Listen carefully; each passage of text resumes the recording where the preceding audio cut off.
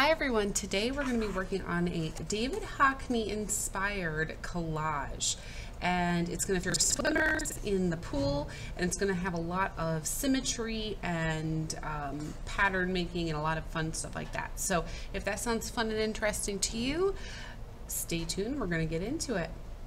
Alright, for this project you are going to need a large white square piece of paper, some smaller colorful square pieces of paper. You're going to want scissors and a glue stick, and then eventually you're also going to want a metallic or white gel pen. You're also going to want some variety of colors of other types of construction paper, and possibly some markers, Sharpie, colorful markers, things like that. Alright. Let's talk about our step, which is the square paper. It can be any size you want. I am using an 8 by 8 inch square piece of paper. And then these little tiny ones right here, these are 2 inch by 2 inch square pieces of paper. If you want to go bigger or smaller, that's totally fine. I feel like this size is pretty doable for what we're doing. All right, the first thing you're going to do is start pairing up some of your square pieces of paper. So you're going to pick two colors to start with that you want to match up, that you want them to go together. And what we're going to do next is draw a shape on here and then cut it out. So let me zoom in so that makes it a bit easier to see what I'm doing. Okay, after you pair up your colors together, you're going to draw on top of one of them a shape or a line. So you could do some sort of line, maybe like this, or you could do more a shape, maybe something like this. It could be a star, a heart, it could be something more recognizable. I'm just doing a random blob shape. After we've drawn the designs on, we're going to cut them out. Now there's two ways to do this. One way is to keep them right next to each other. Personally, I think this is the easiest and most time efficient way, but you're going to hold them together. Try not to get them to slide or move around on you. And then I'm going to take my scissors and I'm going to cut right on the line or on the shape that I did. And I'm trying to do it with them stuck together, trying not to move my papers around too much, because what I'd like to see happen is have both of them be cut at the same exact time. Now they actually fit together quite nicely, just like puzzle pieces, but instead of putting them back together with the original color, we're actually going to put the opposite color with it. And now you can see I have two tiles that are two-toned. They have two different color designs to them. So I can use these twice in my design, my background design somewhere. Now, if holding them together is a little challenging, it's a little hard to do, there is another way you could do this. I think it takes a lot more time, and you might make more mistakes this way, but for some people it's just easier. They just can't hold the two pieces together. It's just too hard. So in that case, what you'll do is you'll cut right into it. Notice that I'm not worrying that I'm cutting right to the edge, because this is going to get glued back down onto my paper anyway, so it's okay if I cut it up a little bit. So I'm going to cut this out exactly on the lines, and then my next step is I need to get this shape onto here too. So I have one done, and since I didn't put them on top of each other to trace, I'm going to put this one on top right now, kind of in the similar spot if I can make it work, and I'm going to trace around what I just did, keeping in mind that because I'm tracing, it might not be exact and perfect, which is why, again, holding them together can probably be the best solution. So I would encourage you to try that first, but if it's just not working, then you can of course do this method. This works. And now that I have them both cut out, I can separate them. I can put this one, this darker blue inside the teal, and I can put the teal inside of my darker blue. Now there is a little bit of a white gap showing, as you can probably see, and that's because they weren't cut exactly the same, because I didn't have them layered when I did my cutting. Alright, so I just did two designs, but I ended up with 4 different tiles here. So you're going to have to come up with enough designs and enough tiles to fill up your entire square background.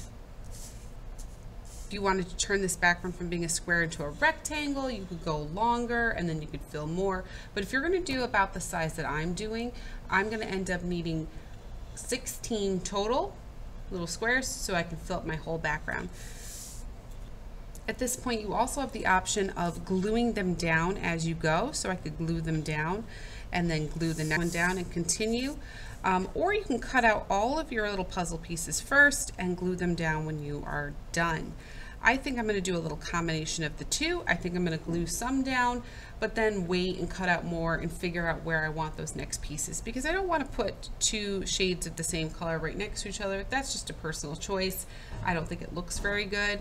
I want them to be a little bit more different from each other. So I'm going to play around until I get enough things that I want to start gluing them down.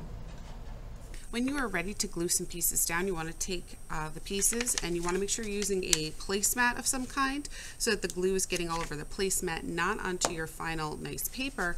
And then try to line it up in the corner of the paper. It's okay if there's a little white gap, not a big deal. But when you're doing your second one, just make sure that when you are putting it down that you are lining it up with the one that you just did as best you can. And when you do your following one, just make sure that you are putting it right next to the first one you did. And then again, just trying your best to line everything up. If things overlap a little bit, if there's a little bit of a gap, it's okay. It's not going to ruin anything. Just do your best. All right, I'm going to continue pairing up different squares together, drawing different designs or lines, cutting them out, and deciding where to put them until my whole background is filled. Let's go.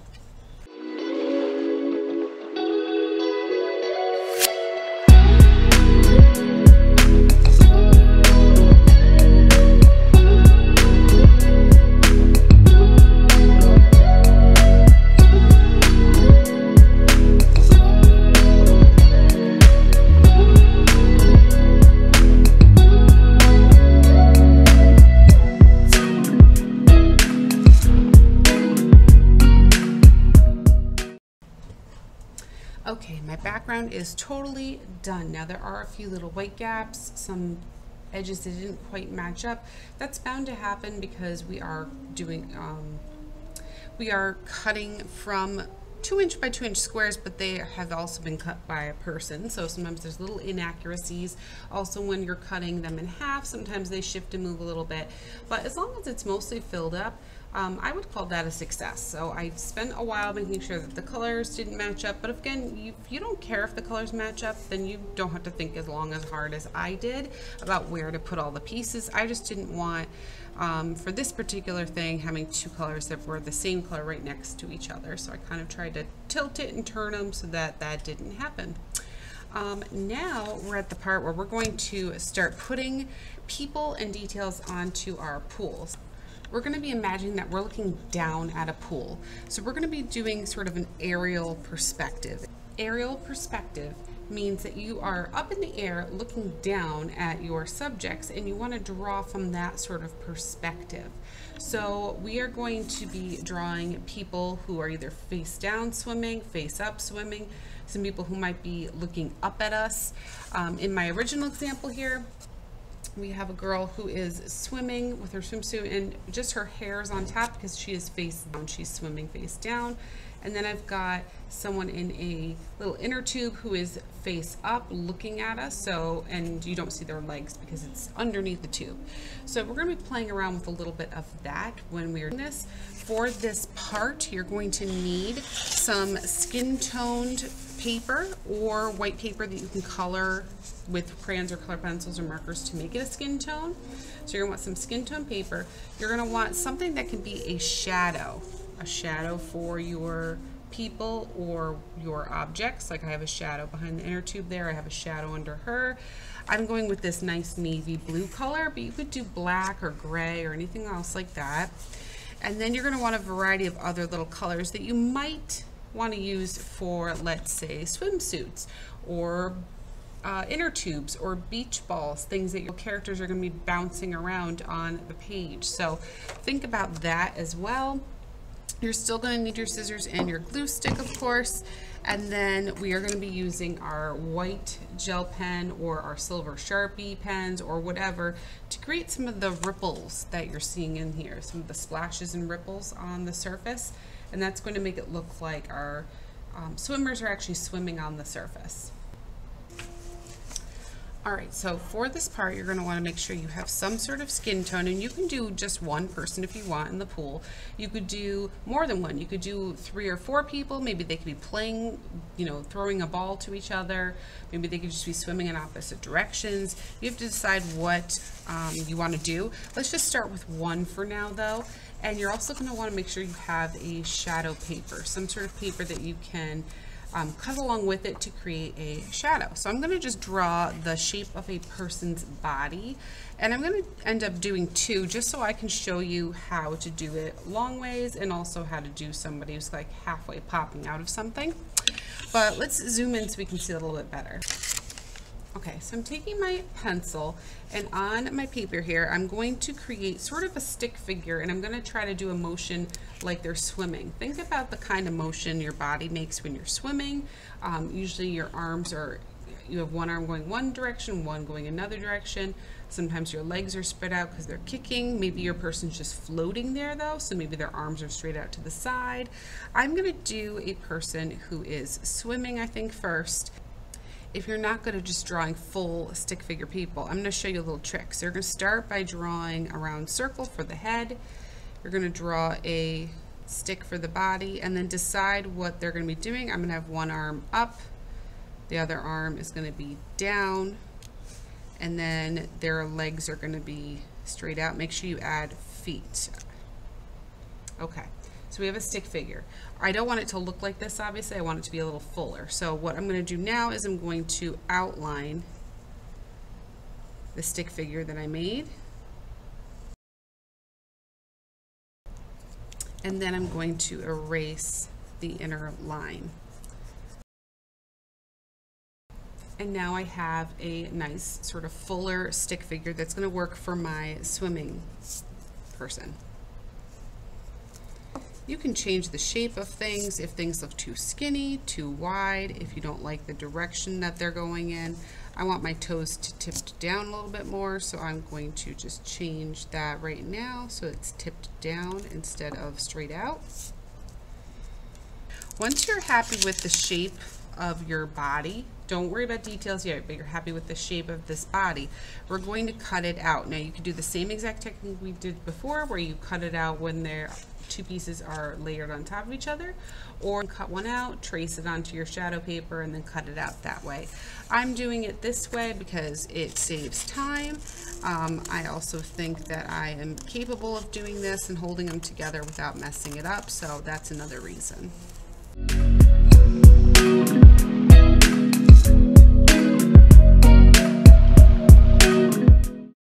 So I have my person cut out. You can see I cut through both layers, and now I have my person and their shadow all together. So I'm going to set that shadow aside because I don't need white yet, and now I've got to get a swimsuit figured out for my person.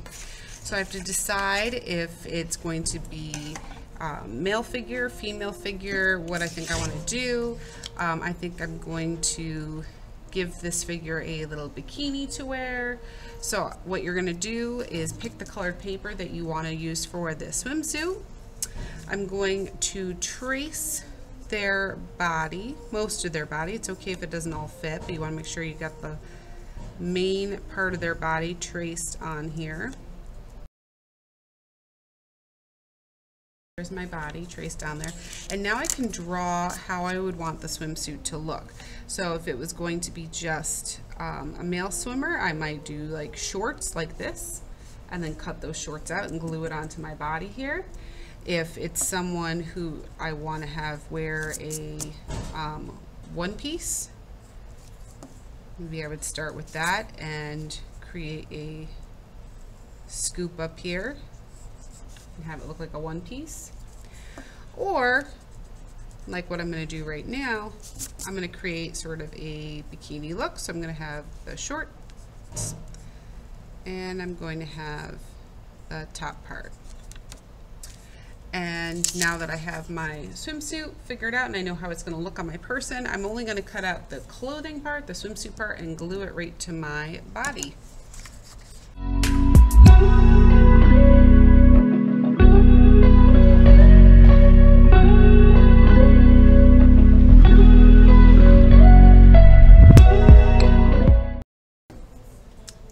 And now my little swimmer has a little swimsuit.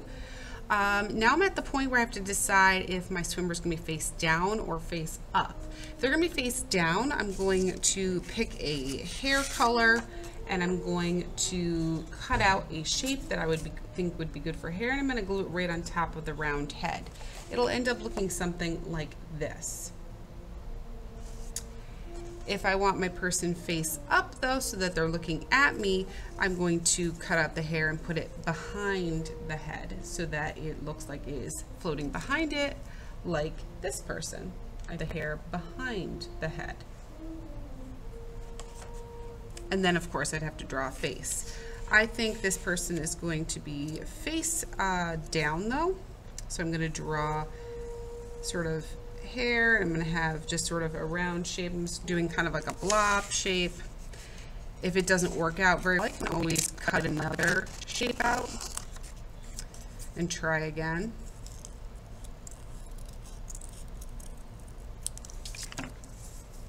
See if it fits well.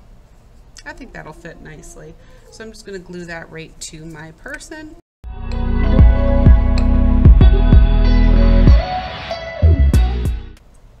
And I can also decide if there's any patterns I want to do to the suit. I can use a marker, I can use a pencil, or I could leave the suit just plain as it is. I think I'm going to put just a few little dots on it. Once you have your person fully assembled, you can continue making people in different positions, doing different things, adding other things like inner tubes and other things that you can add to it. Or you can just simply glue your people down when you're ready to glue them down. So I'm going to take this person and I'm going to glue them down. I'm going to start by gluing the shadow down first in a place that is about where I'm going to want my swimmer to be swimming. I think they're going to be swimming in this direction. So I'm going to put my shadow body down first. Then I'm going to put glue on the back of my little swimmer, and I'm going to put my little swimmer off center, so not right on top. I'm going to move it over so that we can see that shadow underneath, and that's going to create the illusion that there is a shadow underneath as my swimmer is swimming.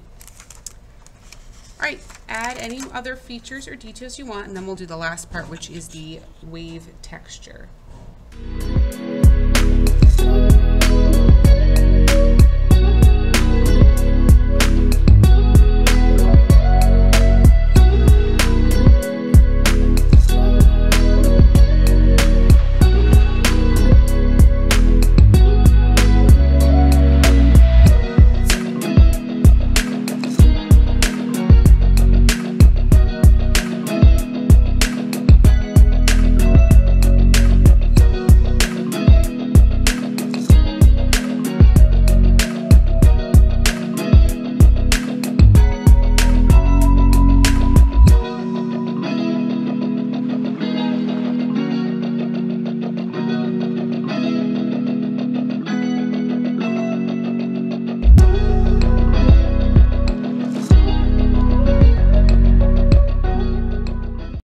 Last step is to add our little splashes and our little ripples. So I'm going to be using a silver Sharpie, but if you have a white gel pen or anything else like that, white oil pastel, construction paper, crayon, color pencil, those are all going to work too. But I'm going to do some marks to create some ripples and some splash marks. So right around like the legs of my swimmer, I'm going to be doing some sort of wavy line shapes and have them repeat. And I'm just going to be going right on top of everything, whether it's a shadow or the bottom of the pool. And then near the arms, I'm also going to do some ripples because those would be moving as well.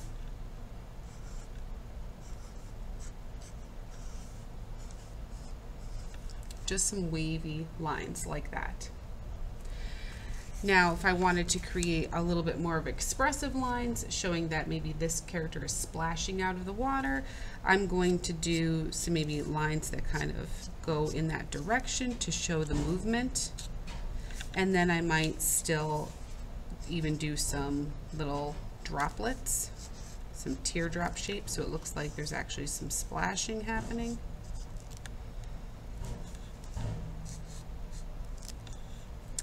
And then right around here I might do some more ripples.